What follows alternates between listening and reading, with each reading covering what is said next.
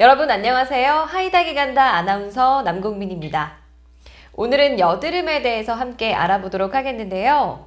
요즘 피부 고민 있으신 분들이 참 많다고 들었는데 이 여드름은 그 중에 하나로 참 많은 분들이 여드름이 났을 때 짜야 할까 짜지 말아야 할까 고민이신 분들이 많으실 텐데요. 오늘은 그 궁금증을 함께 풀어보도록 하겠습니다. 오늘도 전문가 한 분과 함께 진행합니다. 원장님 안녕하세요. 네, 안녕하세요. 네, 원장님 소개 한번 부탁드릴게요. 네. 저는 타임뉴스 피부과 마포본원의 피부과 전문의 김종엽이라고 합니다. 반갑습니다. 아유, 반갑습니다. 여드름은 저도 참 궁금했던 그런 피부 고민 중에 하나였거든요. 네. 그래서 궁금했던 부분들을 오늘 완전하게 풀어보는 시간을 가져보도록 하겠습니다. 네. 그 중에서도 저희 오늘 1편에서는 여드름이 났을 때 이거를 진짜 짜야 되는지 그냥 두는 게 좋은지 참 들리는 얘기는 많은데 어떻게 해야 될지 모르겠어서 거울만 보고 고민하는 경우가 참 많은데요. 네. 그 질문들을 하나하나씩 알아보도록 하겠습니다. 이 첫 번째 질문이 바로 그거예요. 이 여드름이 났을 때 참 여드름 중에서도 구진이라던가 이 농포가 동반돼서 이렇게 딱 눌렀을 때 아픈 경우가 참 많은데요. 이럴 때 이런 여드름의 원인은 뭔지 궁금하거든요. 여드름은 기본적으로 4가지 원인에 의해서 생기게 됩니다. 네. 일단 기본적으로 피지 분비가 늘어나게 되고 피지 분비가 늘어나게 되면서 주변에 각질이 과학 각질화가 일어나게 되면 네. 그 늘어난 피지 분비가 적절히 배출될 수 있는 그런 루트가 이제 막히게 되는 거죠. 그게 막히게 되면 안에서 쌓이게 되고 네. 그러면 그로 인해서 주변에 여드름균이 증식을 하면서 여드름균이 증식을 하게 되면 주변 부위에 있던 염증 세포가 모이게 되고 그러면은 염증 반응이 일어나게 됩니다. 그 염증 반응이 이제 점점 커지게 되면 네. 우리가 말하는 소위 그런 아통을 유발하는 또는 아프거나 빨개진 그런 화농성 여드름이 생기게 되는 거죠.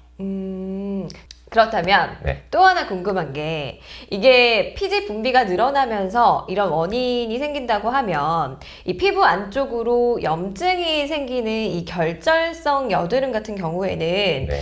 잘못하면 흉터가 크게 지는 경우도 참 많거든요. 네. 그럴 때는 좀 관리법이 있을까요? 이렇게 안쪽으로 염증이 생기는 여드름은 사실 굉장히 주의해야 됩니다. 환자분 입장에서는. 왜냐면 일단 기본적으로 그게 여드름일 수도 있고요. 네. 여드름과 유사한 다른 양성 종양일 가능성도 있습니다. 예를 들면 피지낭종 같은 게 있는데요. 네. 피지낭종 같은 경우에는 피지낭에 어떤 그런 피지 물질들이 차면서 여드름과는 다른 그런 이제 낭종을 형성하게 되거든요. 그래 이런 경우에는 절대로 짜더라도 제대로 짜여지지도 않고 네. 그리고 오히려 그런 자극으로 인해서 염증이 동반될 수 있습니다. 네. 그래서 자칫 잘못하면은 이건 영구적인 흉터나 또는 피부 섬유 조직의 그런 섬유화를 유발하게 됩니다. 그래서 이런 여드름은 사실은 염증이 커지기 전에 가급적이면 빨리 전문가의 그런 압출을 받으러 가까운 피부과 전문의 병원에 이제 들르시는 게 좋은데 네. 이제 뭐 바쁘셔서 이제 일상생활이 바쁘셔서 내원이 어려우시다면 네. 가급적 초기에 이제 빨리 본인들이 가지고 있는 이제 여드름 이제 연고들이 다들 하나씩은 가지고 계시잖아요. 그래서 연고를 바르고 그 위에다가 이제 패치를 조금 붙여두는 게 도움이 될 수는 있습니다만은 일반적으로는 이렇게 해가지고는 잘 안 가라앉는 경우도 종종 있어요, 사실. 맞아요. 네. 그래서 그럴 때는 가급적이면 집에서 뭔가 따로 시도를 하기보다는 네. 빨리 가까운 전문의 병원에 오셔서 치료를 받으시는 게 더 예쁘게 잘 아물 수 있을 것 같습니다. 그런 것 같아요. 저도 딱 났을 때 누르면 진짜 아픈데 네. 이게 좀 짜지지도 않고 그런 경우가 많거든요. 많죠. 네. 그럴 때는 굳이 손을 대는 것보다는 뭐 피부과를 가는 게 사실은 가장 좋고 그렇지 못하면 아까 말씀하신 것처럼 뭐 패치를 붙인다거나 연고를 바른다거나 네. 그런 부분들을 신경 쓰시면 좋을 것 같습니다. 네.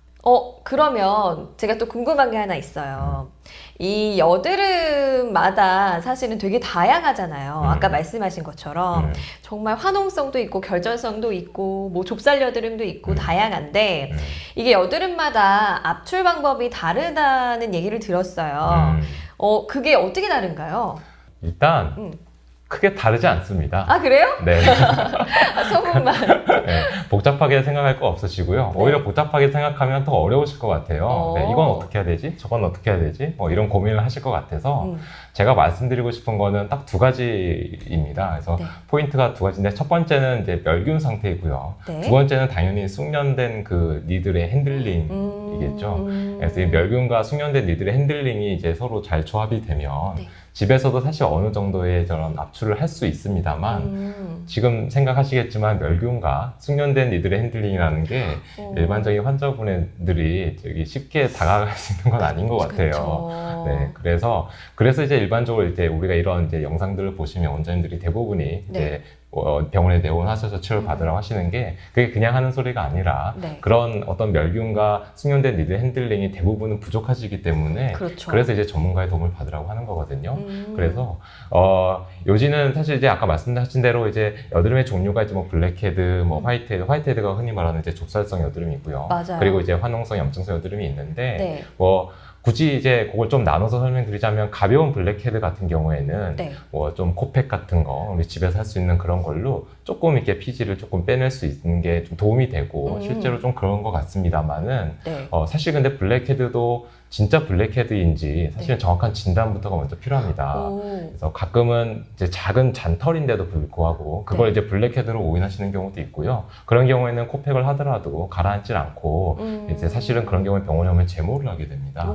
네, 그래서 그런 것들도 사실은 좀 구별이 필요하기 때문에 어떤 그런 것들이 선행이 돼야 될 것 같고요. 또 아까 말씀드린 대로 다른 그런 이제 또 뭐 화이트헤드나 또 염증성 여드름은 이제 기본적으로 멸균 니들이랑 그다음에 면봉 그리고 이제 압출기를 이용한 제거가 기본이긴 합니다만은 네. 아까 말한 대로 그런 것들이 숙련된 기술에 의해서 의해져야 되기 때문에 조금 트라이를 해보시고 잘 안 되신다면 너무 고민하지 마시고 네. 가까운 피부과 전문의 병원에 찾아서 간단히 치료를 받으시는 게 좋을 것 같습니다.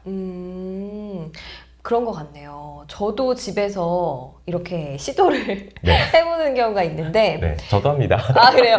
그럴 때 뭔가 잘 안 되는 경우도 많고 네, 맞아요. 많은데 근데 제가 그냥 잘 병원을 안 가게 되는 이유 중에 맞아요. 하나가 선생님이 짜주시면 진짜 아프거든요. 이상하게 네 제가 짰을 때는 아프지 않은데 네. 선생님이 짰을 때는 아픈 경우가 있어서 네.